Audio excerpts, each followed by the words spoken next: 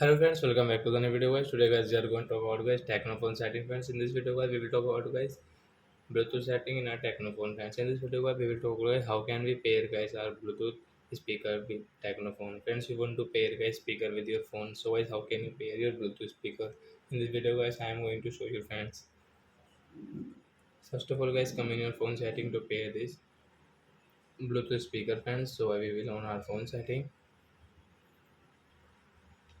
Then guys scroll it and guys you can see this type of settings. So guys you will have to click on this more connection settings and tap here and guys click on Bluetooth and guys on your guys Bluetooth speaker and guys click on your Bluetooth speaker get this Bluetooth option friends.